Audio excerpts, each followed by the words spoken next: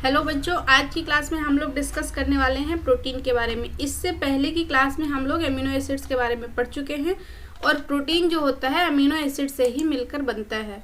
तो जब दो अमीनो एसिड्स को हमें आपस में जोड़ना होता है, क्योंकि जब तक हम मल्टीपल अमीनो एसिड्स को जोड़ेंगे नहीं, ऐड ऑन नहीं करेंगे तो प्रोटीन का फॉर्मेशन नहीं होगा। तो अमीनो एसिड्स को ऐड करने के लिए एक बॉन्ड चाहिए होता है, उस बॉन्ड को हम बोलते हैं पेप्टाइड बॉन्ड। ठीक है, तो ये पेप्टाइड बॉन्ड कैसे बनता है पहले हम ये सीखते हैं।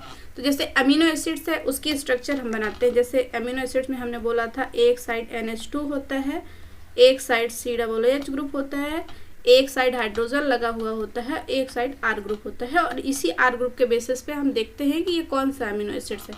अब यहाँ पे हमें इस चीज़ से कोई लेना देना नहीं है कौन सा अमीनो एसिड्स है, क्योंकि पेप्टाइड बॉन्ड फॉर्मेशन के लिए हमें उसकी मेन चेन पे वर्क करना होता है, उसकी साइड चेन पे नहीं। ठीक है, एक अमीनो एसिड्स और बना देते हैं। जैसे NH2 है, COOH हो गया, इधर हाइड्रोजन हो गया और एक R ग्रुप हो गया। ठीक, अब देखो यहाँ पे क्या है, COOH है, यहाँ पे क्या है, NH2 है।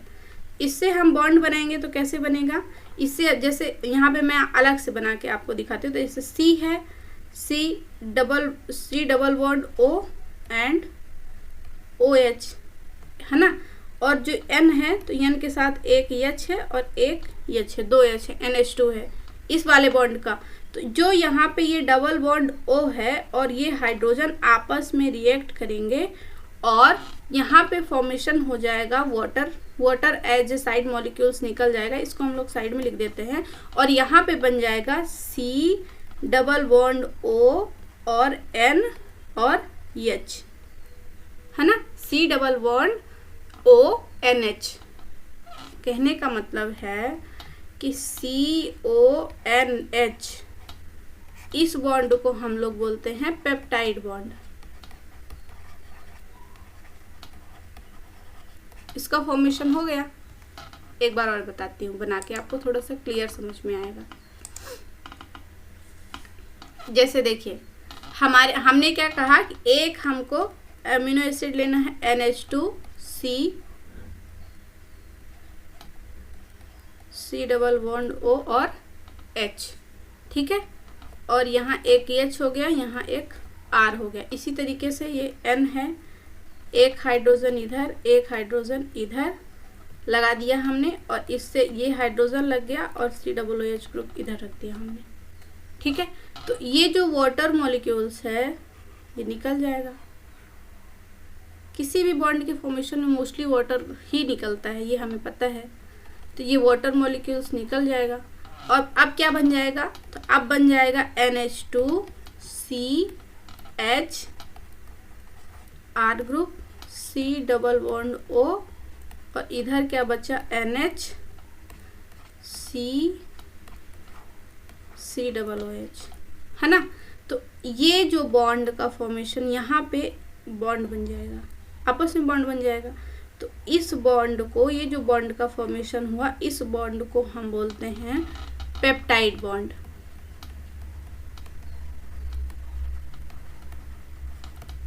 ठीक, अब देखो क्या होता है। जैसे एक अमीनो एसिड हो गया, amino acid number 1, amino acid number 2, amino acid 3rd, amino acid 4th, amino acid 5th, amino acid 6th। इस तरीके से अमीनो एसिड्स जो होते हैं आपस में ऐड होते हैं और पेप्टाइड बॉन्ड के थ्रू आपस में ऐड होते हैं और प्रोटीन का फॉर्मेशन करते हैं। और मतलब बहुत सारे मल्टीपल अमीनो एसिड्स आपस में मिल करके पेप्टाइड बॉन्ड के थ्रू प्रोटीन का फॉर्मेशन कर लेंगे। हाँ, प्रोटीन कभी भी मोनोमर नहीं होती है। मतलब ऐसा हम नहीं कह सकते कि मल्टीपल, जैसे अगर 60 सब यूनिट हैं तो वो सिर्फ ग्लाइसिन से मिलके बनी होंगी। वो different type of amino acid से मिलके बनी हुई होती हैं। ठीक है, ओके, आप समझ में आए पेप्टाइड बॉन्ड का फॉर्मेशन किस तरीके से होता है। इसके बाद जैसे हम लोग डिस्कस करेंगे कि प्राइमरी स्ट्रक्चर क्या होती है। तो सिंपल जो हमने अभी डिस्कस किया, amino acid number 1 peptide bond, amino acid 2 peptide bond, amino acid 3 peptide bond, amino acid 4। तो ये जो स्ट्रक्चर बन गई, पेप्टाइड बॉन्ड के थ्रू अमीनो एसिड्स आपस में ऐड हो गए और एक लीनियर स्ट्रक्चर का फॉर्मेशन कर लेते हैं। इसी स्ट्रक्चर को हम लोग कहते हैं प्राइमरी स्ट्रक्चर ऑफ प्रोटीन या प्रोटीन की प्राइमरी स्ट्रक्चर। ठीक है।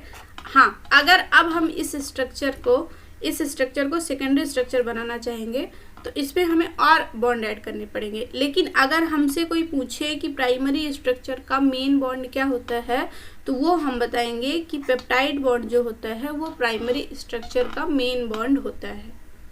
ठीक है, आगे चलें। ओके, तो जैसे हम लोगों ने एमिनो एसिड्स की प्राइमरी स्ट्रक्चर बनाई है, एक थ्रेड लाइक स्ट्रक्चर, मतलब एक सीक्वेंस में एमिनो एसिड्स को हम लोग इस तरीके से जोड़ते जाते हैं और प्राइमरी स्ट्रक्चर का फॉर्मेशन हो जाता है ना। इसमें ये फ्लेक्सिबल होते हैं, रिजिड नहीं होंगे कि ये मुड़ेंगे नहीं, ये बिल्कुल ऐसे ही मतलब फ्लेक्सिबल होते हैं और इधर उधर मुड़ भी सकते हैं आराम से। तो ये इसकी प्राइमरी स्ट्रक्चर हो गई प्रोटीन की। एक चीज़ और मैं आप लोगों को थोड़ा बता दूं कि जैसे ये हम लोगों ने स्ट्रक्चर बनाई थी और इसमें हमने इस एमिनो एसिड्स को ऐड कर दिया था। कैसे? एक मिनट, ये इसमें हम लोगों ने एमिनो एसिड्स को ऐड कर दिया था, तो जो लेफ्ट साइड पे रह गया था, लेफ्ट साइड में जो रह गया था वो NH2 साइड थी और जो राइट साइड पे है वो COOH साइड है। इस वजह से इस लेफ्ट साइड को हम लोग N टर्मिनल बोलते हैं और राइट साइड को हम लोग C टर्मिनल भी बोलते हैं। ठीक है, किस तरीके से? जैसे इस तरीके से स्ट्रक्चर है प्रोटीन की, इस तरीके से, तो इस साइड को हम लोग बोल देंगे N टर्मिनल और इस साइड को हम लोग बोल देंगे C टर्मिनल। और अगर इसमें हम ये देखना चाहें कि नंबर ऑफ पेप्टाइड बॉन्ड्स कितने बनते हैं, तो नंबर ऑफ पेप्टाइड बॉन्ड्स देखो, एक इधर एमिनो एसिड चाहिए और एक इधर एमिनो एसिड चाहिए।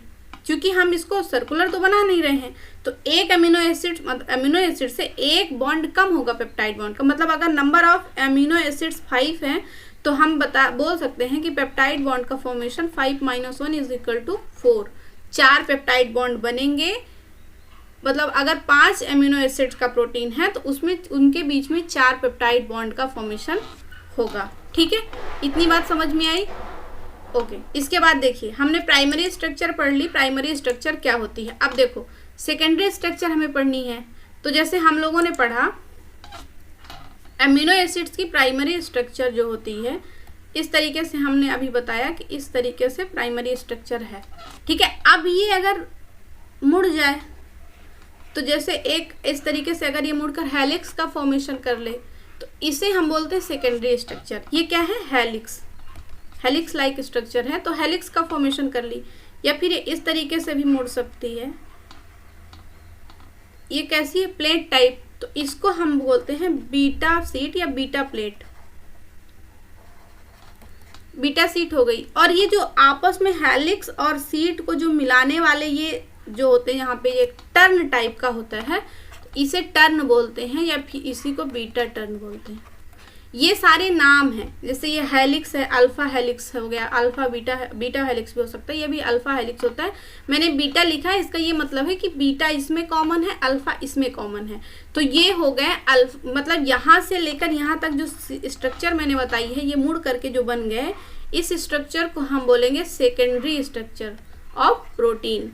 प्रोटीन की ये सेकेंडरी स्ट्रक्चर है। किस तरीके से फॉर्म हुई? जैसे देखिए, ये इस तरीके से भी हेलिक्स का फॉर्मेशन हो सकता है, इस तरीके से भी, और इस तरीके से भी हेलिक्स का फॉर्मेशन, मतलब ये किसी भी एंगल में मुड़ सकता है। जैसे DNA होता है वो किसी भी एंगल में मुड़ सकता है, तो उसी तरीके से ये भी किसी एंगल में। तो अगर ये लेफ्ट साइड से मुड़ा है तो इसको लेफ्ट हैंडेड एमिनो एसिड्स बोलेंगे, और अगर राइट साइड को मुड़ा हुआ है तो इसको राइट अल्फा हेलिक्स कहेंगे। ठीक है, तो देखो ये मुड़ते किस तरीके, ये आपस में इस तरीके से मुड़ थोड़ी जाते हैं कि बिल्कुल अपने आप मुड़ गए। यहाँ से एक फोर्स काम करता है, जैसे ये इन लोगों के, इन अमीनो एसिड्स के बीच में काम करता है, जो इनको खींचता है। और सबसे मेन बॉन्ड जो होता है वो होता है hydrogen bond.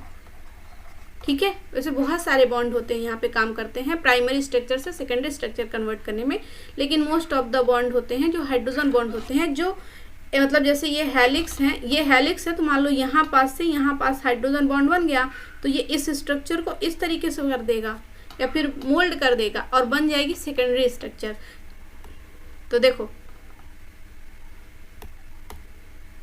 Formation of secondary structure में हाइड्रोजन बॉन्ड का रोल होगा, वंडर वॉल बॉन्ड का रोल होगा और डाइसल्फाइड बॉन्ड का होगा और इलेक्ट्रोस्टैटिक इंटरेक्शंस भी होंगे। ये सारे बॉन्ड काम करेंगे। एक बॉन्ड के थ्रू हेलिक्स का फॉर्मेशन नहीं हो जाएगा, सारे बॉन्ड होंगे जो आपस में मिल करके और हेलिक्स का फॉर्मेशन करेंगे। ठीक है, इसके बाद देखो इतनी चीजें हम लोगों ने पढ़ ली। ये क्या होते हैं, मतलब सेकेंडरी स्ट्रक्चर ऑफ प्रोटीन क्या होती है, प्राइमरी स्ट्रक्चर ऑफ प्रोटीन क्या होती है। हम लोगों ने देखा अगर एक लीनियर स्ट्रक्चर है तो प्राइमरी स्ट्रक्चर है, अगर वो इस तरीके से या फिर इस तरीके से मुड़ गई तो वो सेकेंडरी स्ट्रक्चर है। अब इसके बाद अगर ये स्ट्रक्चर आपस में बिल्कुल बल्क में आपस में सिकुड़ जाए तो इसे हम बोलेंगे प्राइमरी स्ट्रक्चर 1 डिग्री, इसे हम बोलेंगे 2nd डिग्री और इसे हम बोलेंगे 3rd डिग्री।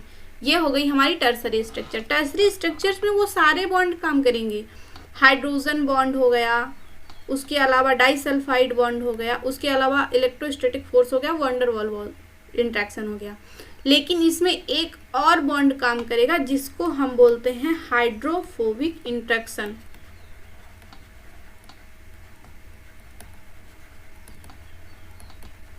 हाइड्रोफोबिक इंट्रैक्शन का क्या मतलब, किस तरीके से काम करता है, क्योंकि हमने बताया था ना कि कौन से अमीनो एसिड्स जो होते हैं एलिफेटिक होते हैं, कौन से एरोमेटिक होते हैं, उसी तरीके से हाइड्रोफोबिक और हाइड्रोफिलिक भी होते हैं।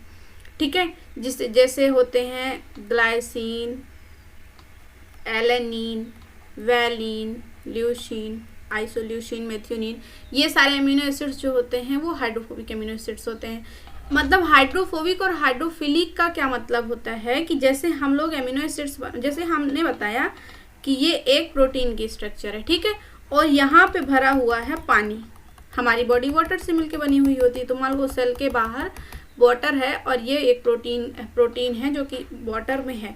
तो जो हाइड्रोफोबिक, अगर यहाँ पे जो प्रोटीन है इस तरीके से बना हुआ है और यहाँ पे जो बाहर साइड में ये जो प्रोटीन है अगर वो वाटर के कांटेक्ट में है तो अपने आप को वाटर से बचाने की कोशिश करेगा, क्योंकि वो हाइड्रोफोबिक है तो वो अंदर की तरफ धंस जाएंगे और इस तरीके से बंच या गुच्छे के टाइप की स्ट्रक्चर का फॉर्मेशन कर लेंगे, जिसको हम टर्सरी स्ट्रक्चर कहते हैं।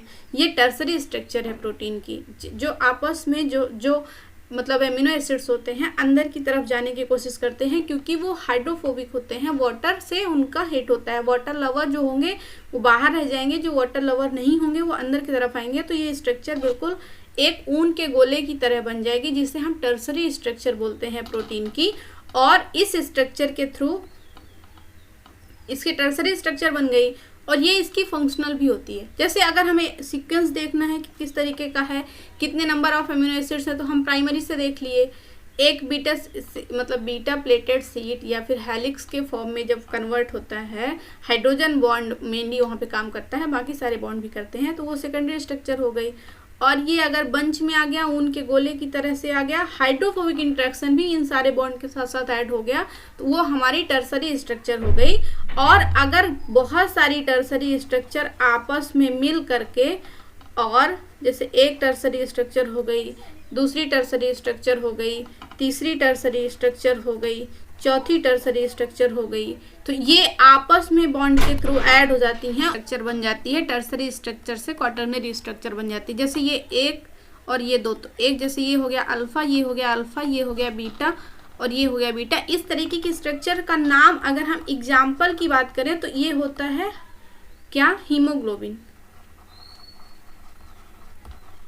ये हीमोग्लोबिन की स्ट्रक्चर है जो इस तरीके की बनी हुई होती है और इसे हम हीमोग्लोबिन कहते हैं। अगर हम इसका बायोलॉजिकल, जैसे हर स्ट्रक्चर टर्सरी स्ट्रक्चर नहीं जाती प्रोटीन की, जब इसका फंक्शनल काम होता है, जैसे बायोलॉजिकल काम है, जैसे एंजाइम्स वगैरह होते हैं, तो वो इसके टर्सरी स्ट्रक्चर्स में आते हैं।